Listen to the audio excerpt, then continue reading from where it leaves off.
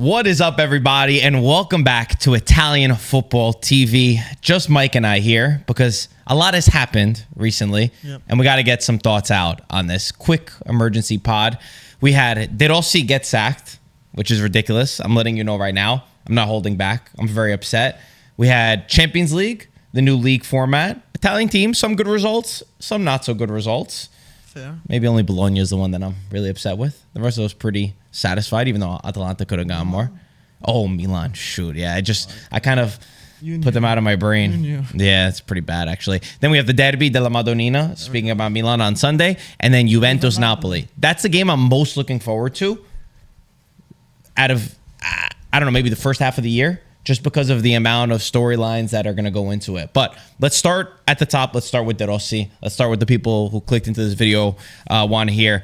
De Rossi was sacked by Roma 4 games into the season, 3 points in his first 4 games, didn't win a match. The team looked bad. I'll admit it. Going back to last season, there's only 1 win in their last 11 matches. They did dip off after the rise of energy and excitement and enthusiasm of De Rossi early on when Mourinho was sacked.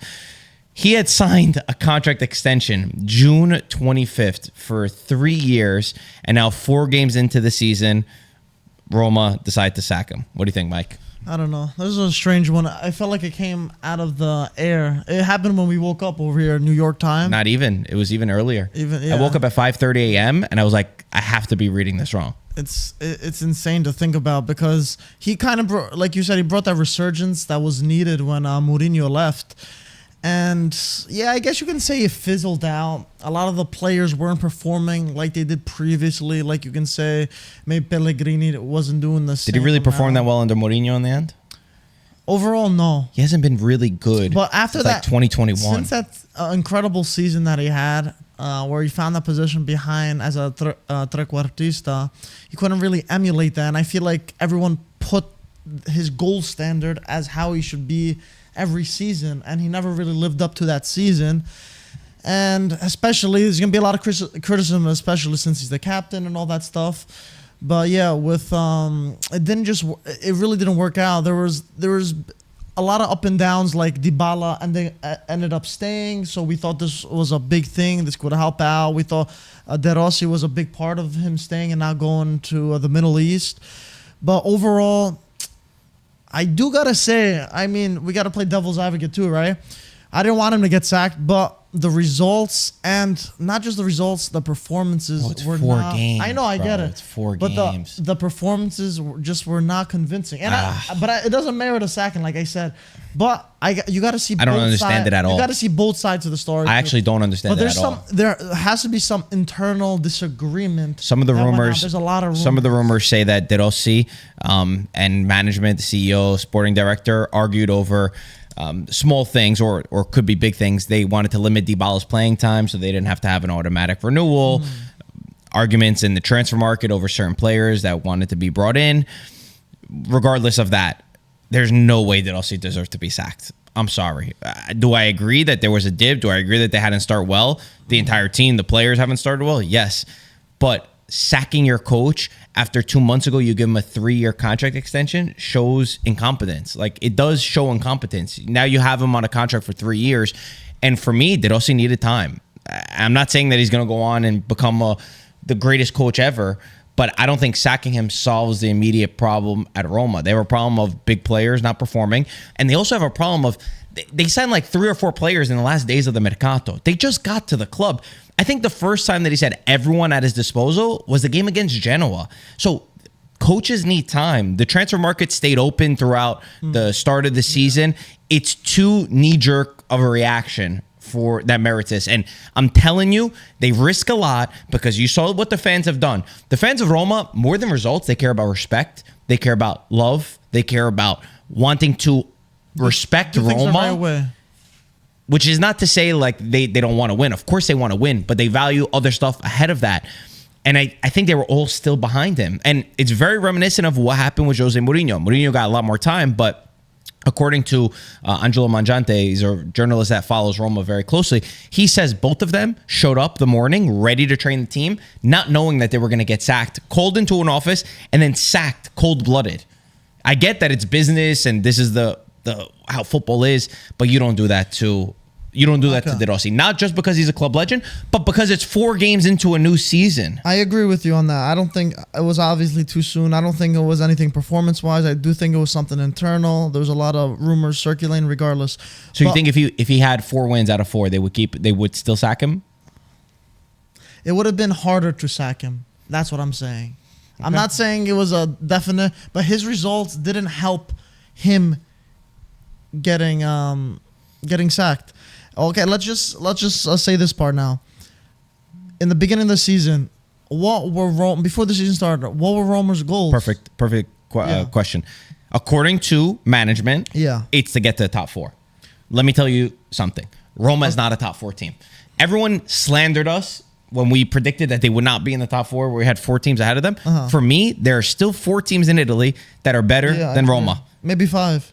Yeah, okay. Let's just, for argument's sake, let's just say 4 teams are clearly better than them. So he was... It's not realistic. So you could say he was set up for failure, if anything. If failure is defined by we only could get into Champions League, then Mourinho's time was a failure too, because Mourinho didn't get into Champions League. I said it when Mourinho was sacked because I didn't agree with Mourinho being sacked trophy, early on. So that helps. But either way, they said Champions League, getting back into Champions League. There's things that buy you time, though. Especially in this sport. But they said, year 2, year 3 of Mourinho, you have to get these certain things, blah, blah, blah, blah, blah, blah. For me, and I said this when Mourinho got sacked, I think that there is a lack of understanding of what the Roma project really is. They went for, let's spend really big on a coach, let's get a winner, but then you don't really have the money to back it up. Let's keep our best players too. Yes, they spent a lot of money this one mercato. That doesn't mean that you're going to get instant results 4 games into a season. I feel like there's just a lack of understanding and a lack of awareness of where Roma truly and actually is. And they're making the same mistake that they made before. And I think they're not understanding. There's somebody not at Roma who understands Roma. There's nobody at Roma who really understands Roma that's in a position to make decisions for where this club should be. And I think Friedkin, I don't want to put blame on Friedkin because I think they did a pretty decent job at controlling the part that they're good at controlling and leaving the rest to other people that they put their faith in. And it seems like on their point of view, it's not panning out as they expect. And not to blame them because it's not like they really know it. They just, they were the people putting the money behind that hire those people. Exactly. So you need Serie A experience. You need Roma experience. That's why I wouldn't really put entirely on Friedkin. I put it on the people they hire. But then again, they're the ones who hired them. They're the ones who brought them in. They've gone through how many sporting directors? They did. They've gone through how many coaches? They did. But it's not like they're like overstepping their boundaries or stuff like fair. They're trying. Fair, but let me give one counter. Let things happen. I think that there are certain ownership groups that look at things from a different level. They look at this from a business level, which you always have to find that balance. Yeah. But they don't want to bring in figures like Francesco Totti because they demand more and want more out of their club than just a sheet of paper that says profit and loss, balance sheet. Exactly. They demand more. And when you have those people in charge, they start putting out tough questions. They'll come out and they'll say certain things. Calling you Totti out. predicted 6 days ago, 6 days before the sacking, that it would happen. Some say that was part of the reasons why ownership went to sack him. Who knows? We're playing a game. Either way, they have Ivan Juric, who is a coach that I quite like. His time at Torino. I was just going to say, De Rossi might have got sacked, but did you see that Lamborghini? No, I didn't. You didn't see it? I saw the video, but I didn't notice it. Bro, that was insane. He's got like $3 million a year to sit at home. SUV. We got to try to get him on the pod. That Lamborghini was like, the saying was like, it's better to cry in a Lamborghini. Oh, yeah. I'd rather cry in a Lamborghini than smile in a Toyota or something. Bro, I'm sure he was sad, but it's a little less sad in that car. We gotta show that clip. It was incredible. I don't remember that. So Juric, let's talk about Juric for a second. Last coach Torino, him too got into disagreements with management there. I feel like this is just my personal feeling on Juric. I feel like he's one coach that's always felt like he hasn't had the project at his disposal, that he hasn't been put in the best position to succeed. I feel like he feels like a Gasperini, who has worked very hard. He hasn't always had the best team. He's got the right ideas. He plays this man-to-man marking, similar to Gasperini, very intense, very vertical, very demanding type of coach who wanted to create something serious at Torino, and he felt like the ownership wasn't backing him. Now we see what Torino's doing under Vanoli. The one thing that I remember from his Torino side was the lack of goals. They struggled to score. They were very good defensively. They were gritty. They were fourth best team defensively. Yeah. I don't remember off the top of my head how many goals they lacked, but it was significant. It was lower bottom half of the table. And that will be one worry for this Roma side because they too have a problem. With goal scoring. Yeah, Juric, I mean, his latest project was with Torino. And to be fair, he didn't really... I don't think he got the check mark for me in terms of how that project went out. I was hopeful for it, but they didn't really play the football that I expected them to play. Yes, Juric is that kind of more of a defensive, gritty mastermind and hard to concede goals, but that's where he lacks in up front, where Roma is already lacking. But I do feel like he is more of a general than De Rossi in terms of demanding more for individuals and making Fair. them, like when Juric teams play, you could tell when they play. They all fight for each other. They're really gritty. They don't let you move. They man mark you where you don't even want to play. Like it's very annoying to play against a Juric team. But that sacrifices a lot in attack, and that's Roma's biggest problem the past couple of years is creating goal-scoring opportunities, and I don't know how that's going to fare with him. This is going to be his first true test with a bigger team, I agree. Bigger budget, better quality players, and I feel like a management that will give him some space, especially coming mid-season. He's only got till June. His contract is till June unless he qualifies for Champions League, and then it's automatically common for a coach that comes in mid-season to only. But you're saying he's got a lot of room. It's got to be like immediate. But I feel like the Friedkin group would give him more breathing space than his previous coaches because of those things that we mentioned. Yeah. Overall, I think. It's one of those where, as I said, I don't agree with De Rossi being sacked. Juric is really not a bad alternative. He's still one of those that I have my question marks about. Like, maybe he can be a top coach. I've really liked him in the past. Yeah. He's also a very strong character, though, as I mentioned. He's fought and argued with players. I remember what he did with, I think it was Radonjic from Torino, where he bashed him. I mean, he like tore the guy apart, saying that he doesn't train proper. He's got all the quality. If he had a work ethic, like all these things. So it's not going to be an easy situation, but let's see what happens. Let's talk about Champions League. What do you think about the new league format? First off, the new league format, it's a little strange because it makes you think. You play extra games now, right? 8 games, right? 8 games now, but it makes you think because the last Champions League, there were a limited amount of games. So they played a little bit more defensive, a little bit more tight. Here I feel like it's a little bit more free-flowing in the sense that, okay, this is our first game. We still have a bunch of games to recoup if we do bad this game. So there's a lot more catching up to do this one. Even though the opening round of the Champions League, it wasn't as exciting as I was expecting. So I almost feel the opposite. I feel like these teams realize, like, let's just say Arsenal, for example. Yeah. Arsenal, Atalanta, or Inter Man City, whatever it is. It's like you don't want to lose the first one. So you're like, it's better off we just take a point. We can make up for it in so many other games that we're going to have. They treat it like a league, right? And they treat it like an actual league. And goals scored are going to play a big part into it. So they're being a little bit more conservative than when in a group stage. 3 points mean a lot. You win your opening game, you're like right there on like, oh, we're going to go through to the next round. The percentages already clocking in. And then you could always think about the return leg. I really would have loved to see a return leg between Inter and Manchester City and watch that in Milano. That's a strange one. I'm not sure yet. It's still up for debate for me, but it was pretty exciting having a lot of games. It's definitely less fair though, because if you're gonna have one home game and there's too many variables now. There are a lot of variables. Because you're not going to play the same team twice. You're only going to play them once, and you're not sure if it's going to be home and away. So you could say that maybe the best team doesn't always go through based on this solely because of that. It's also kind of weird that like 24 teams are still going to go through it to the next round. It is a lot, right? Like 9 to 24 still goes through. Because there's qualifying, right? Yeah. I do love that nobody drops down to Europa League, though. I think that's a great rule. Do you think I hated it dropping down because it's not fair. I feel like it was a randomizer. No, I didn't like that because that team would always win. I felt like they would always drop down, and then that team has such a big advantage. They shouldn't be there. I remember Mourinho said it one time. It was a clutch. The big Sharks that failed in Champions League come down and they play in the Europa League. I didn't like it. I like that. Europa League, this is the Europa League. This is one of the teams that's going to win. The rest is the rest for me. Let's start with Juve PSV. Let's start from there. Yeah. Juve dominating performance against a PSV who I know in hindsight it's easy to say, oh yeah, PSV, whatever, Dutch team. They were doing great in their league, 5 for 5 in their league, 20 goals scored. So they were supposed to be a tougher side than I think what we saw. Juve though hit the ground running. 685 days after their first match and their last match in Champions League, where they were completely embarrassed a couple of years ago. I thought they looked great. A lot of the new signings were perfect.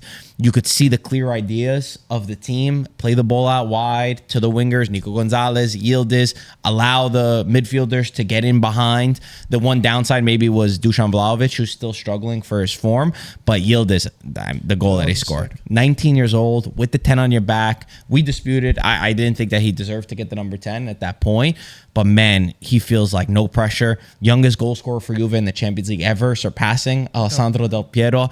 It was number 10? Match made in heaven for the goal that he scored. I thought Nico Gonzalez was super important on the wings. He played his part. Cup Miners. Locatelli looks reborn. Locatelli. McKennie scored. McKennie. And you know what's very interesting about McKennie? Fights his way back into the team. And for me, everybody kept saying, oh, why is McKennie in the team? You have to look at Champions League experience. After Danilo, he has the most Champions League experience. And Danilo's been basically shunned out. Maybe he's going to start this weekend because Gatti's hurt, but that's something else. And McKennie had the freedom to go forward, but it was because Cambiaso, the left back, would slot in and invert into the midfield, so he would cover that hole. So McKennie had a lot of freedom to go forward. So tactically, it just worked. Juve were fun to watch. I really enjoyed it. Thiago Motta's first game in the Champions League, I was very happy. Yeah, I mean, you said it pretty good. Juve looked great. And I don't know if it was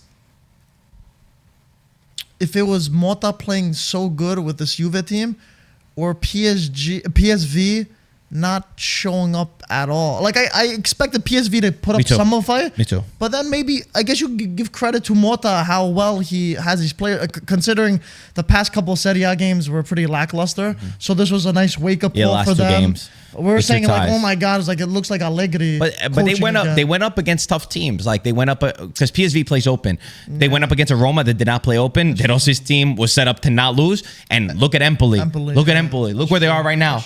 They're in third place. They're doing amazing. 5 games unbeaten. Never happened in their history before. But also tactically, they sit really far back and then hit out on the counter. It's tough. And the new signings, they were all trying to play their part. But very good start from Juventus. Let's move on. Man City, Inter. I saw a lot of disagreement on this game. Some people said that it was very boring. It wasn't boring. It was just no goals. But it was back and forth. Tactically, we witnessed 2 of the 3 best teams in Europe for me. Barella was great. Why didn't he play like that for Italy? But he played good. Bastoni, man marking, Haaland, Acerbi playing. That's why you think Acerbi should be. Well, he was not. He had the surgery. No, I'm just saying. A lot of people write him off. Yo, him and Bastoni. He's hard nosed. Yo, he's still like old school. Him and Bastoni. He'll do whatever he needs to do. They know each other so well. Yeah. Why wouldn't we start? Why wouldn't whatever? A lot of people don't think he still has a future with the Azzurri. But I still think he could play he just understands his role really well in that system. He needs to play a 3-man already. Now he's going to play a 3-man back line. He tried to play a 4. Whatever, but I'm just saying. I think it's different too, especially for Acerbi. I get it's different. Either way, also the moment between Acerbi and Haaland was so good. Oh yeah, that was at the end. Haaland went up to Acerbi and he's like, "Oh, you want my shirt? You were pulling it all game."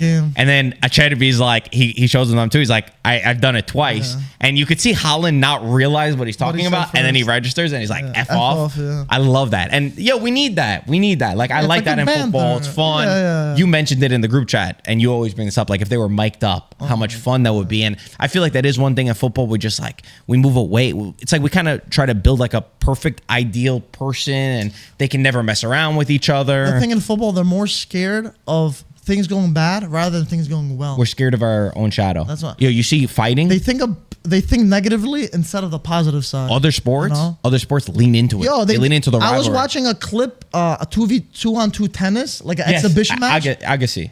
It was saw. amazing. It was Djokovic and Agassi. I was cracking up the whole time. Me It was too. hilarious. Like, And we're not tennis it's people. amazing, and I don't even watch tennis like that. Yeah, I agree with you. That's one thing. And also, even for me, like, I don't watch that much U.S. soccer, not much. But even Jesse Innovation. Jesse Marsh is the Canada coach, and he was talking shit about USA because he didn't get the job, and he's like, "Yo, we're gonna beat them 2-1." Like, he predicted the scoreline exactly. He's like, all these players are like hypocrites. They said one thing. Either way, it made me tune into the game, or it made me follow the game, just because I felt like I had a horse in the race. Either way, completely separate from Man City and Inter. But I disagree with people who said it was boring. I thought it was a masterclass. I thought Inter played the game to perfection. The first half was brilliant. They have so much courage to play their football. They do not care that they're playing against one of the best teams of this last generation, Manchester City, in their own home. They will play the ball out of the back. They will stick to their identity. It made me so proud to watch this team. They played great football. They had their opportunities. They didn't convert them. Second half was a little bit different. Naturally, Darmian play killed me. Inzaghi explained it. He says that Barella called for the ball to Darmian. Either way, I agree with you. They didn't do enough. They didn't do enough. Yeah, but also, think about this. Inter were without Di Marco, who for me, you could argue, most important player for Inter is Di Marco. And they're with a Lautaro that's not on good form. He's got 0 goals. took that shot too, near post. Taremi did really well creating chances. Thuram, not as much. Barella was everywhere. I thought Inter played the game perfection. At the end, Manchester City had good chances, but guys, they're playing at home. You're playing the reigning champs. They're playing at home. And you're playing the reigning champs. They're not reigning champs. No, I'm saying Real Madrid won last year. Real Madrid. They won Why one would I before. think that? Yeah. One before. I thought there was a lot of quality on display. I thought Inter did their job. I would pay to watch Inter Man City in Milano. I give a lot of respect to Inzaghi too, because I feel like he grew as a coach 100% tremendously, especially not having the players, all the starters that they'd had. And maybe if they're the starters, who knows? In those games, it's always gonna be very tight. It's gonna be one little instant that makes the difference. Lukaku stopping the ball from going in. Dude, it's 100%. That's football. Tight games like that. They're two top quality teams. And dude, it was back and forth. It was fun to watch. I loved it. But it was like, enjoyed myself. It was a masterclass of back and forth football. The only thing that we're missing were goals, but it was great to watch. I get it, and I get people want goals. For me, when it's a game like that, I didn't even need goals. It's not needed. It was so good. It was so good. It was great. And everybody's talking about Inzaghi now. Everybody's talking about him. A lot of people are saying they want to see him screaming too. You saw with the dot. Bro, he's gonna hurt himself.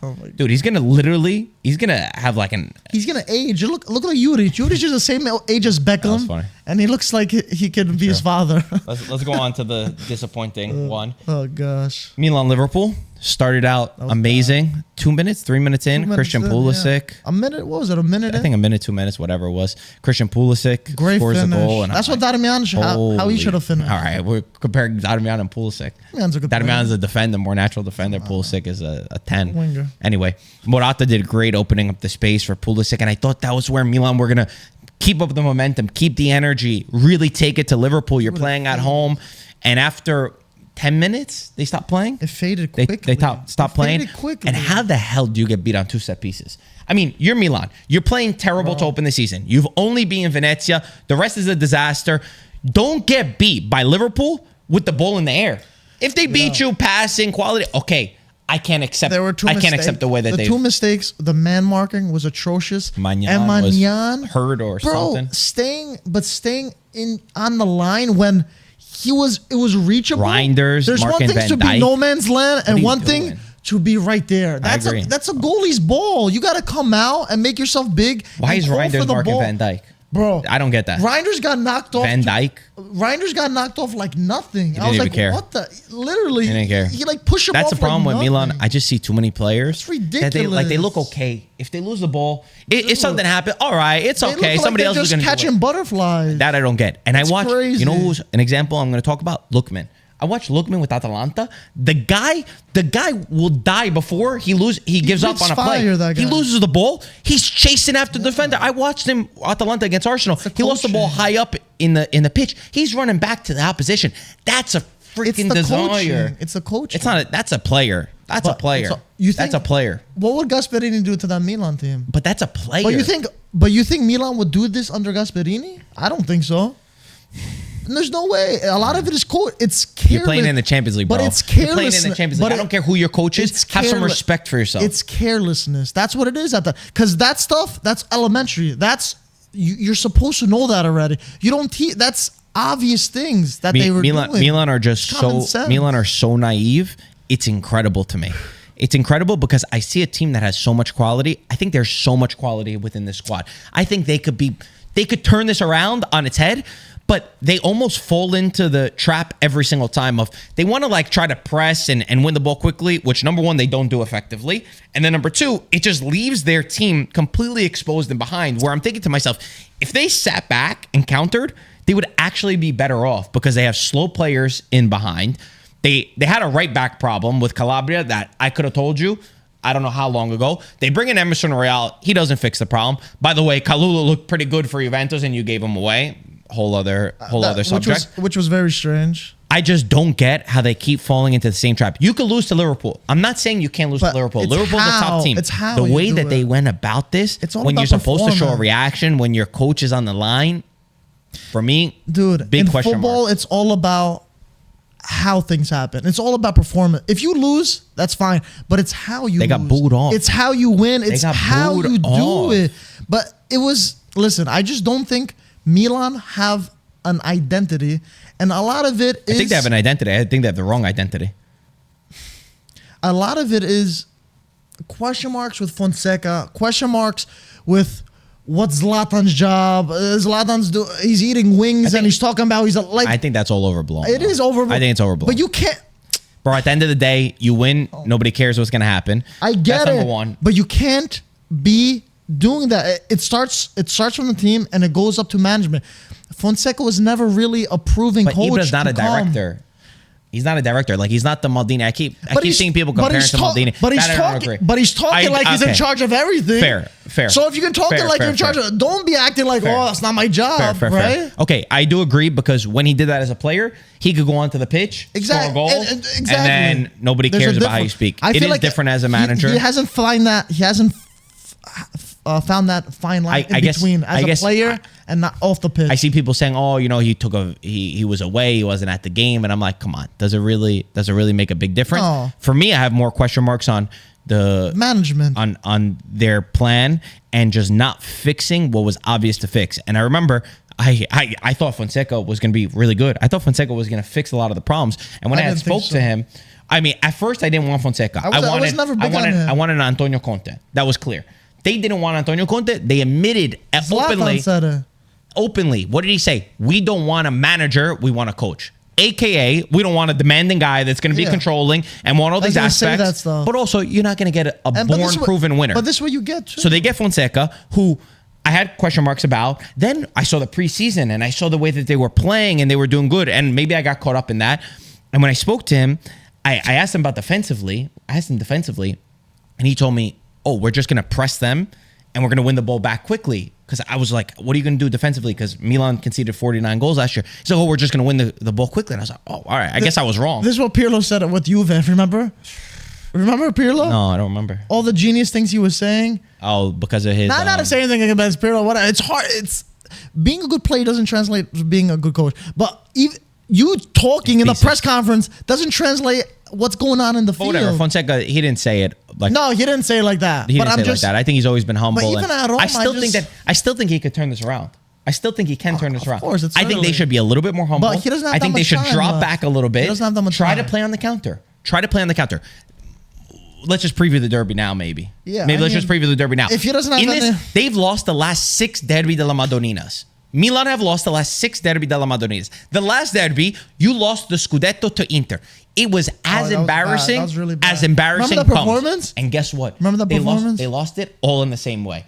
They've scored. Hold on. I have the exact number. Dude, I still remember how pathetic that was. In the last 6 derbies, which they've all lost, 14 goals conceded, 2 goals scored. Oh my God. That is absolute domination. 100 years of history in this derby, and winning the Scudetto never happened. They did that. So this derby, they're going up against a very strong Inter, an Inter that's getting Di Marco back, that even if Lautaro's not on good form, he's still expected to start. Inter's high flying. You're not good. Fonseca's job is on the line. The reports say that he will be sacked depending on the result. Some say no matter what the result is.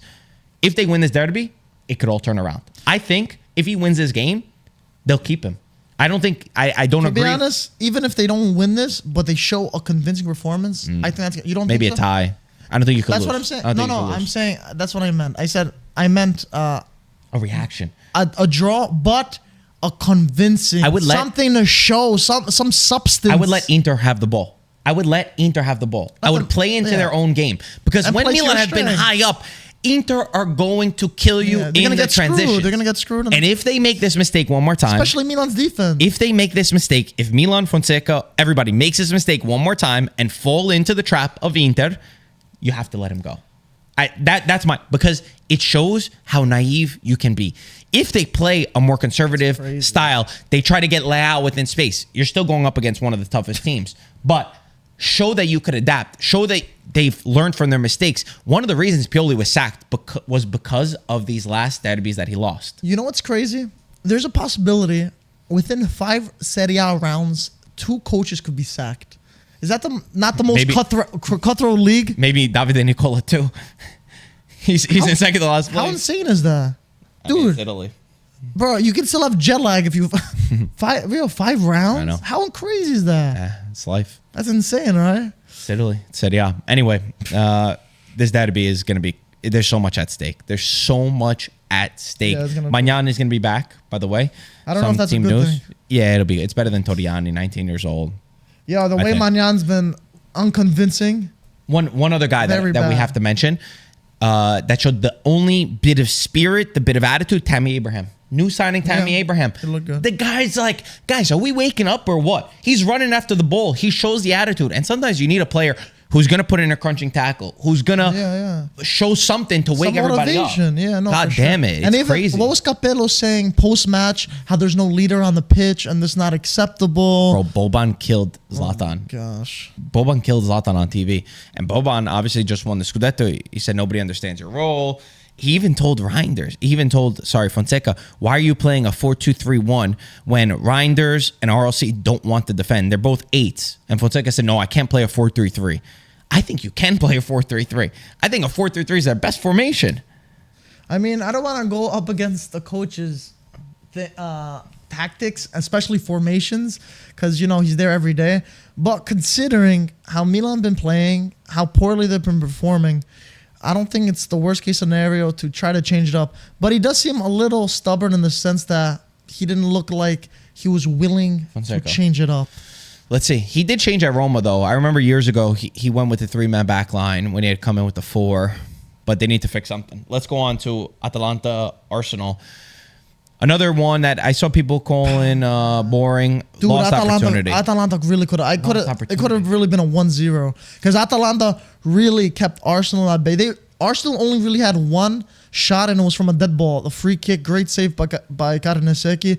But other than that, they played, and I was criticizing a lot about their defense, but they showed up. They didn't. Well, they finally had Arsenal, their defense back though. They had their because defense they conceded 8 goals in 4 games in Serie A. But if you look at who was in the defense, Hien had the flu for a while. Kolasinac was dealing with injury. Jim City. They had all 3 of them back, which made a big difference. But it also helps when you're playing a big team like Arsenal. How? It hits the motivate. You wanna. Bro, they played Inter. They played Inter and they lost 4-0. I get it, but that's motivation too. This is Champions League though. This is the first game of the Champions. I think it's just more. You get like the afterburners on for this one. But they played incredible in the back. Atalanta's mentality.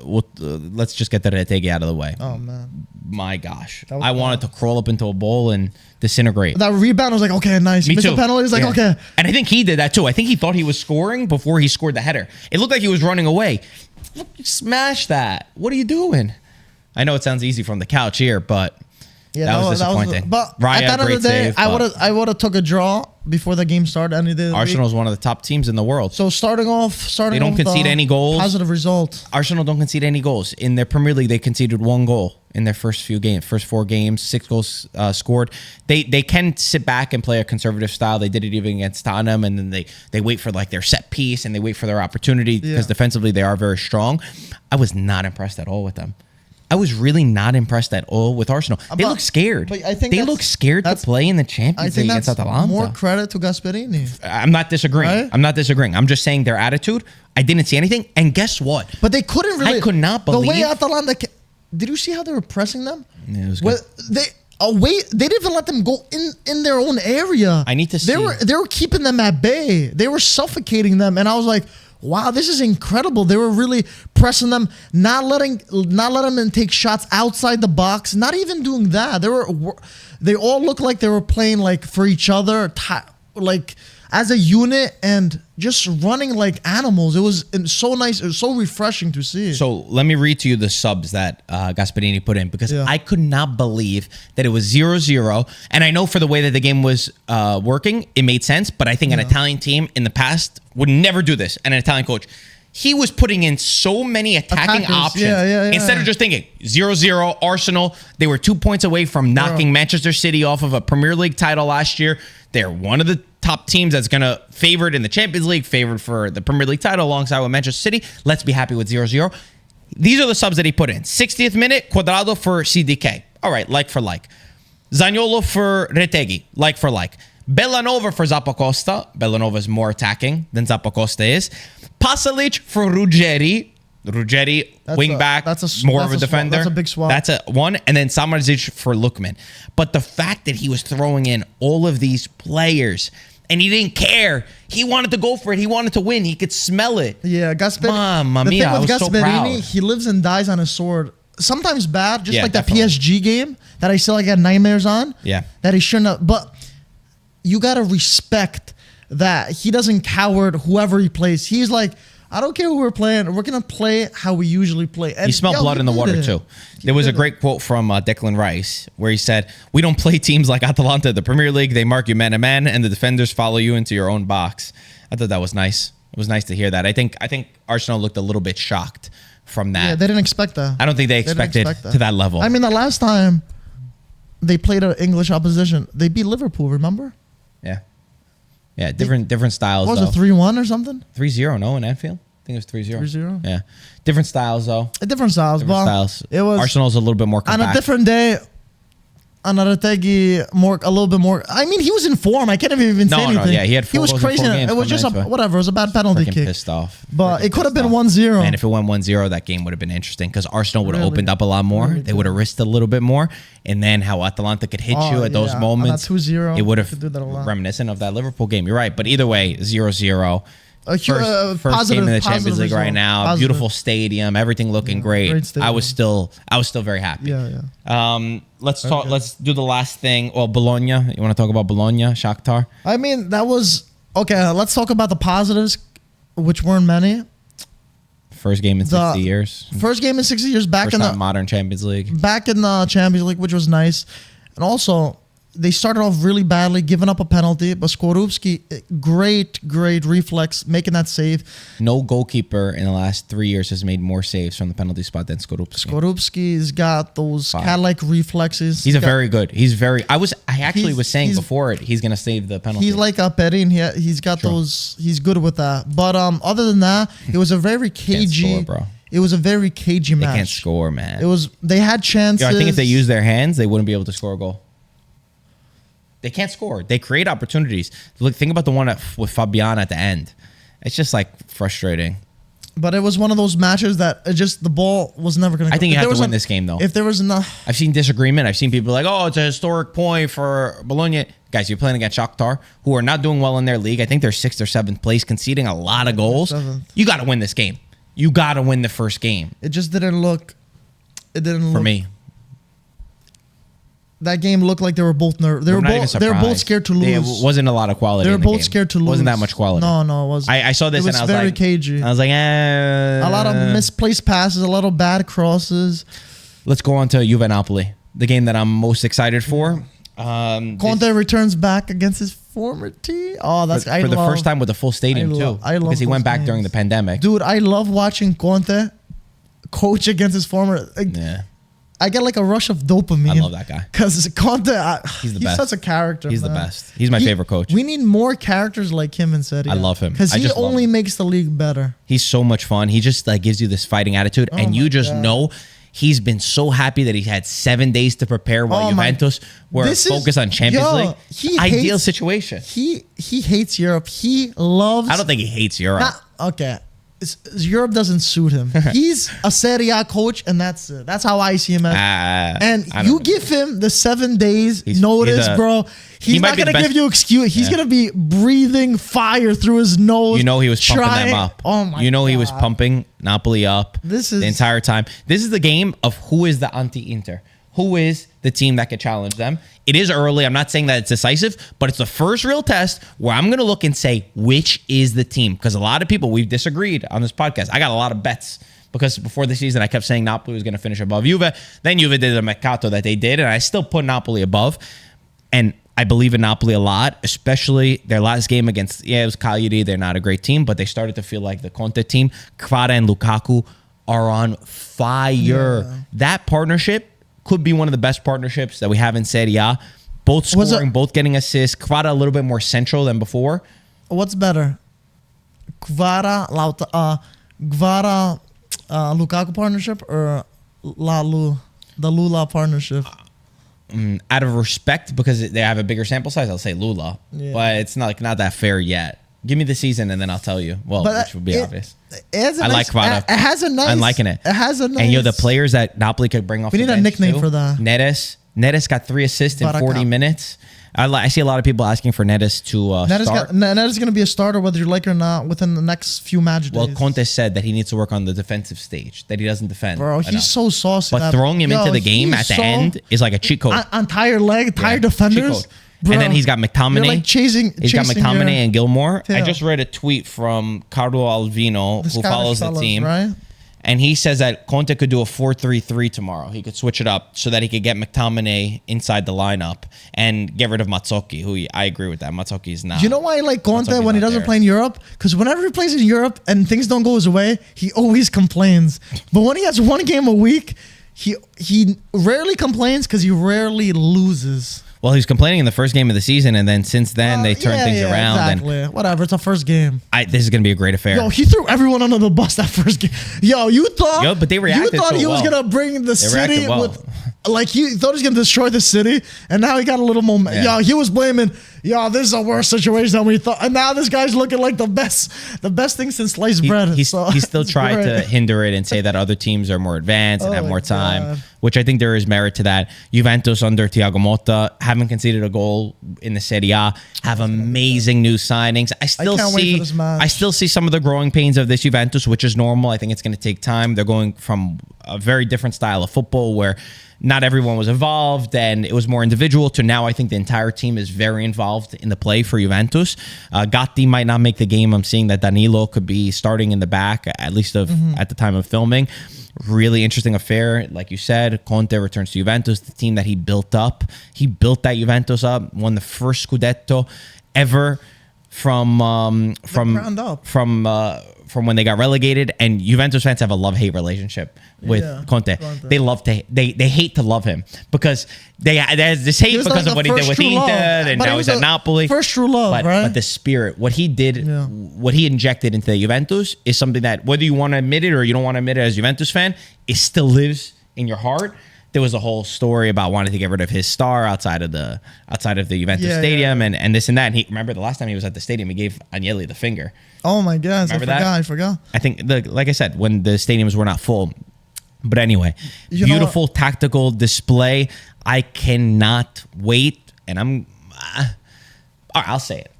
I know I could look stupid, but whatever. It wouldn't be the first time. Wouldn't be the last. I don't see Napoli losing this game.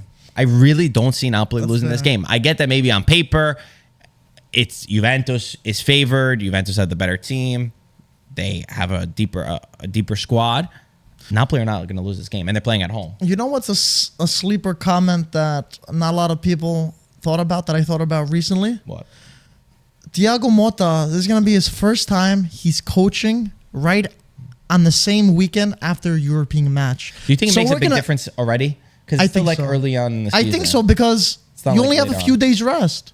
Compared to a Napoli, I think that's a 7-day rest. I think the prep will be the biggest thing. It's going to tell me a lot about Motta and Juventus, and depending what happens if the result goes sour, I don't want to draw. On how he reacts. I don't want to draw. On how he reacts, saying like, I never coached. He's not going to say that. No. I'm just saying. I want to see if he reacts bad. If the result isn't he already prefaced it. He said Conte's Napoli is a team that should fight for the Scudetto. He already threw that out. No, that's fine. I'm saying Motta specifically on if this team doesn't perform, on how it reacts. For me, it's lined up to be a 1-1, but I don't want it to be a tie. I really want a winner. I want a winner and I want a loser. I think Napoli's going to win. You think they're going to win? I think Napoli's going to win. In Torino? Yeah. I think... What was your prediction early on? Did you have Napoli above Juventus? No, I put Napoli third. I'm going to check right now. You can put... Wait, so you've already switched now? Well, it's one game. I'm not talking about standing. But that's what I'm saying. Like, why do you think that they're going to win this game? Because I think Europe, it takes a bigger toll on players than people think. That's why.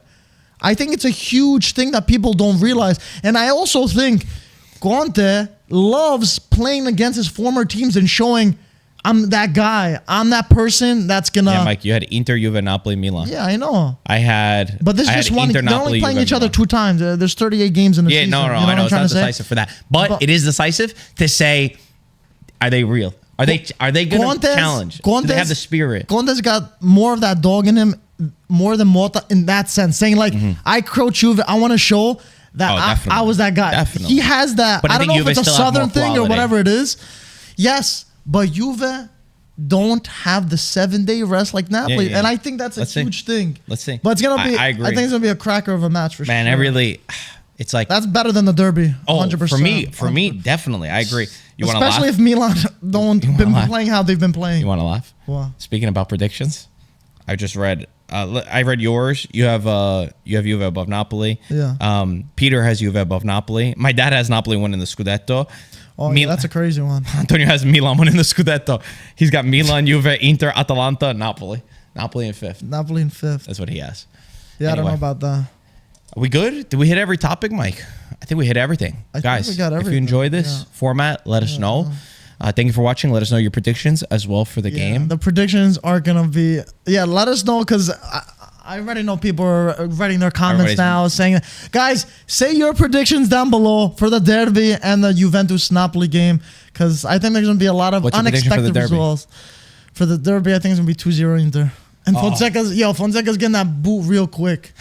Unfortunately, not really. Unfortunately, because I think they could get a better coach. I've been wrong too much lately. I thought Milan were gonna have a reaction against Liverpool. I thought they weren't gonna lose that game, and I want to say Milan are not gonna lose this game. Even if they win this, it's inevitable. I think it's gonna happen whether it's this month or before Christmas. I will tell you right after Christmas. After the first few minutes, if I see Milan's approach where they're pressing Inter, they're gonna get killed. If they press Inter, they're gonna get killed. If they play a little bit more humble and wait and understand that they can't play this game against Inter, then maybe they could do it. We'll see. Hopefully for Antonio's sake, they can put up a fight. Guys, thank you for watching. We'll talk to you soon. Ciao, ragazzi.